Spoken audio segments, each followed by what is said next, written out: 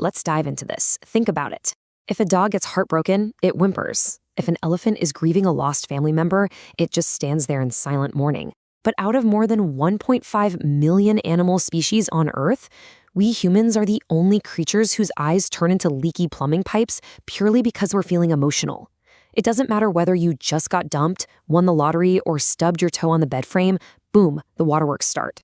And here is the absolute wildest part of all this. You're not just leaking plain water. Right now, you are actually running a complex, 3-tiered chemical factory right behind your eyeballs. Every single time you cry, your brain is executing a highly sophisticated biochemical emergency protocol specifically designed to protect and heal you. To really understand why water suddenly floods your face, you first need to realize that you aren't actually crying one single type of tear. Your body actually produces 3 completely different recipes of eye water. The very first one is basal tears. These act as a continuous, invisible shield that spreads across your cornea every single time you blink, making sure your eyes don't dry out and turn into crusty little raisins. Now, what's really interesting about this slide is the sheer volume of water we're talking about. Your body is quietly pumping out about 10 to 14 ounces of these basal tears every single day.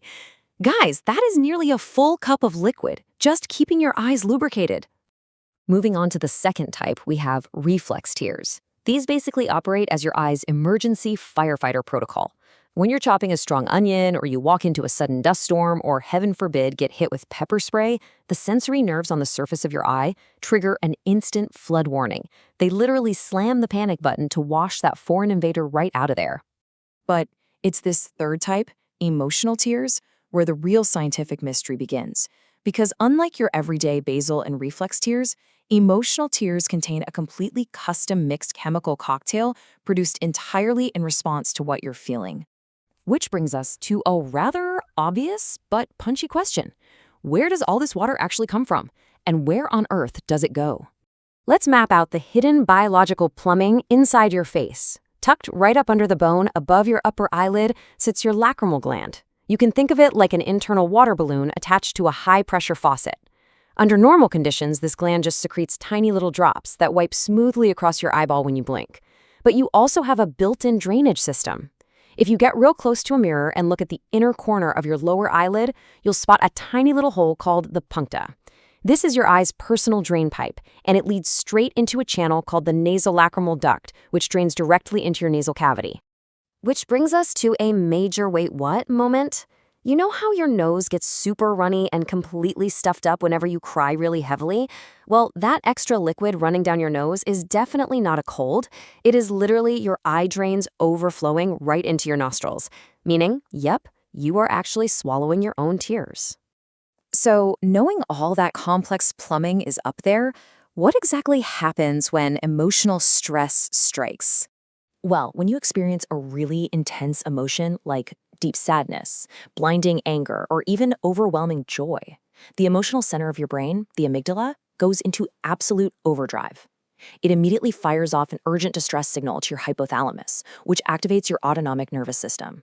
Almost instantly, your heart races, your glottis swells up, which is what creates that infamous, uncomfortable lump in your throat, and your brain orders the lacrimal gland to pump water at 10 times its normal rate.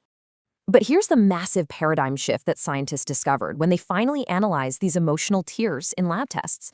Crying isn't just an emotional breakdown, it is actually a highly efficient physical waste disposal system. It turns out emotional tears carry intensely high concentrations of stress hormones. We're talking adrenocorticotropic hormone, prolactin, and even leucine and kephalin, which is a natural painkiller produced directly by your brain. Basically, when intense stress starts building up toxic hormone levels in your bloodstream, your body literally flushes them right out through your eyes to stop your brain from burning out. And this brilliantly illustrates why you tend to feel surprisingly calm, exhausted, and strangely relieved after a massive crying session. Shedding those tears physically triggers your parasympathetic nervous system. That's your body's internal rest and digest switch. It slows down your heart rate, stabilizes your breathing, and starts releasing all these incredibly soothing endorphins. But from an evolutionary standpoint, you gotta wonder, why go through all this trouble? Why did early humans evolve to leak water instead of, say, exclusively using loud vocal cries when they were overwhelmed? The answer is that tears act as a silent social signal. In the wild, loud vocal cries could easily alert dangerous predators to your location. So instead, tears evolved as this unmistakable visual message. They tell the rest of your tribe that you are overwhelmed and you need support, perfectly fostering human empathy without putting a target on your back. So the next time life gets incredibly heavy and water starts streaming down your face, please do not hold it back. You are not just being dramatic. As this incredible biology shows us, you are operating a brilliant, million-year-old stress relief mechanism built to keep you healthy. Let it out, do the detox, and tell me, what toxic stress is your brain waiting to flush out today?